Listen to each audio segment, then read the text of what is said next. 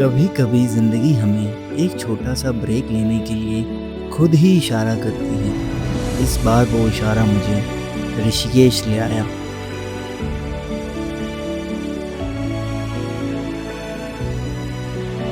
Hi guys. तो मैं हूं अभी ऋषिकेश में।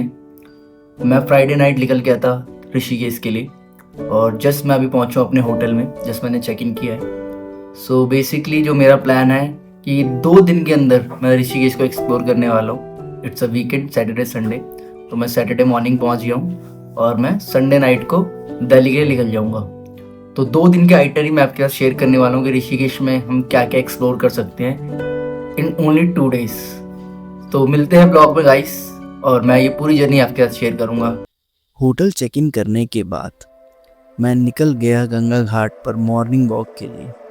ऋषिकेश में गंगा के किनारे मॉर्निंग वॉक करने का एक अलग ही एक्सपीरियंस है।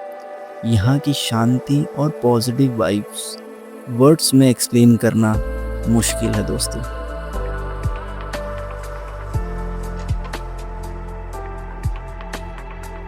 वॉक करने के बाद थोड़ी देर गंगा के किनारे बैठा। वहीं बैठकर सोचा कि आज का पूरा दिन कैसे प्लान करना है, और उसके बाद मैं निकल पड़ा अपने होटल की तरफ।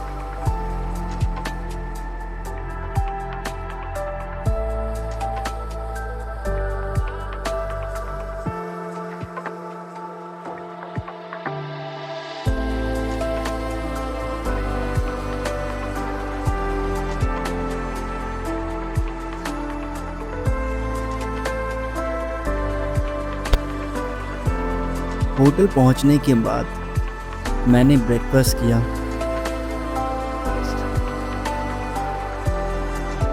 अपने रूम के बालकनी से ब्यूटीफुल व्यू का मज़ा लिया, फिर ऋषिकेश एक्सप्लोर करने के लिए निकल पड़ा।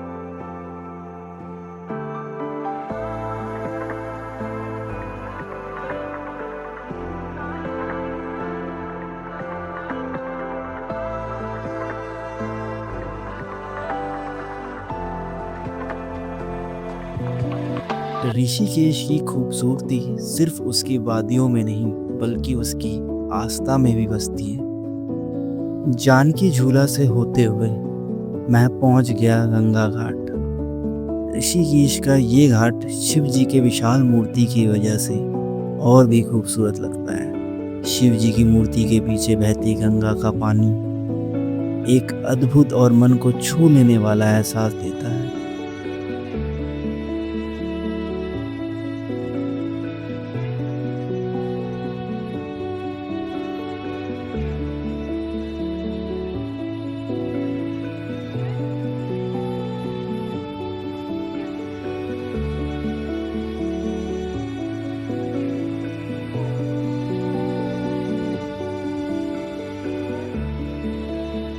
घाट के बाद मैं परमात्मा निकेतन आश्रम पहुंचा।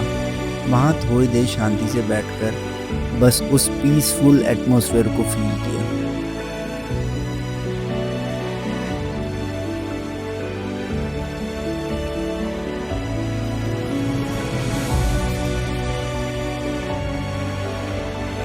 इतना सब देखने के बाद मैं वापस गंगा जी के किनारे पहुंचा और फिर माँ गंगा में स्नान किया। पानी बेहद ठंडा था, लेकिन मन को जो शांति मिली थी वो शायद किसी और चीज़ से नहीं मिल सकती थी। कई बार इंसान सिर्फ शरीर नहीं, अपने मन की थकान भी धोने आता है।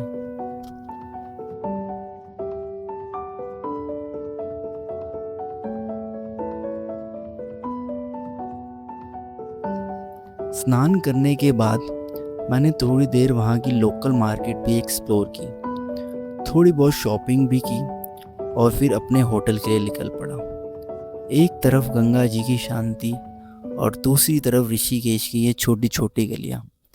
इस पूरे एक्सपीरियंस ने इस सफ़र को और भी खास बना दिया।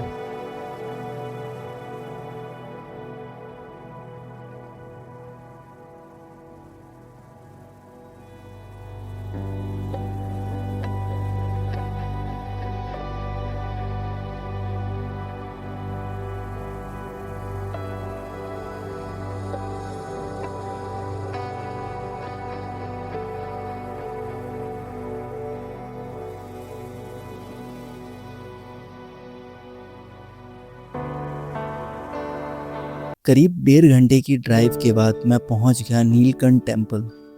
सावन के महीने में यहाँ भगवान शिव को जल चढ़ाना बेहद पवित्र माना जाता है। चारों तरफ भक्तों की आस्था और हर हर महादेव की जयकारों के बीच यहाँ का माहौल कुछ अलग ही महसूस होता है।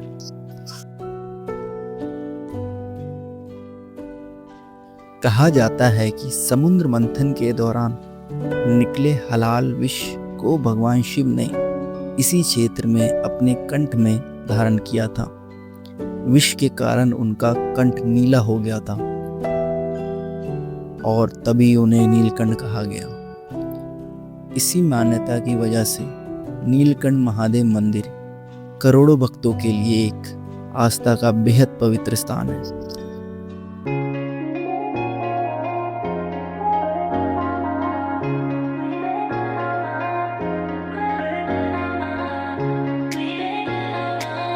दर्शन के बाद हम वापस ऋषिकेश के लिए निकल पड़े।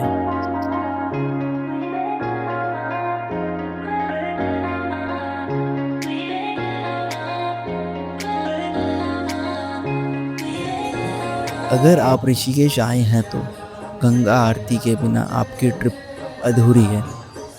शाम करीब 6 बजे मैं दशरथ घाट पहुंच गया, जहां गंगा आरती देखने का एक अलग ही अनुभव मिलने वाला था। गंगा जी की लहरें, आरती की रोशनी और चारों तरफ एक शानदार माहौल था। सच में ये पल बेहद खूबसूरत और यादगार था।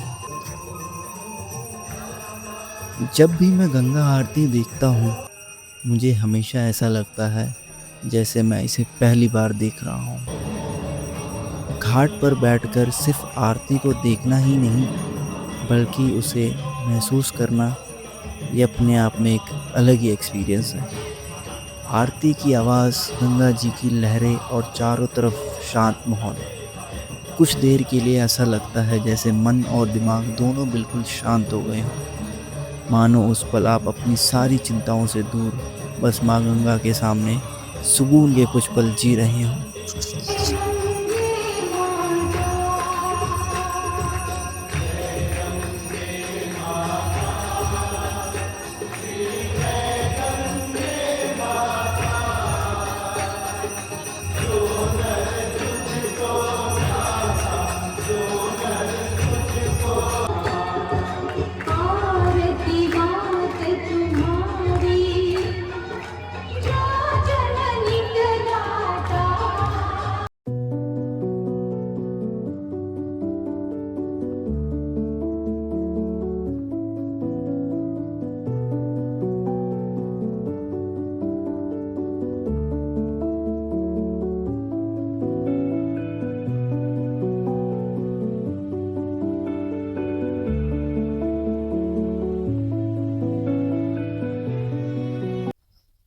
व्यू पॉइंट पहुंचकर मैंने थोड़ा सा ब्रेक लिया और कुछ देर इस खूबसूरत व्यू का आनंद लिया। अगर आप कभी ऋषिकेश आएं तो इस व्यू पॉइंट को बिल्कुल मिस ना करना।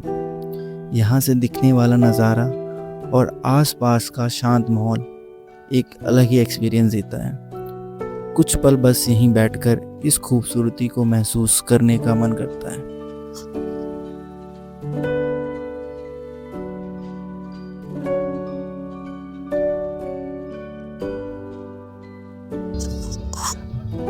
अब वो समय आ गया था जब हमें ऋषिकेश को गुड बाय कहना था और अपने शहर दिल्ली के लिए निकलना था। जैसा हमने प्लान किया था, हमने ऋषिकेश की लगभग सभी इम्पोर्टेंट लोकेशन को कवर कर लिया था। ढेर सारी यादों, खूबसूरत नज़ारों और एक अलग ही सुकून के साथ हम अपने घर की ओर निकल पड़े। ऋषिकेश को अलविदा कहना आसान नहीं था, लेकिन दिल में यही उम्मीद थी कि जल्द ही फिर वापस आएंगे।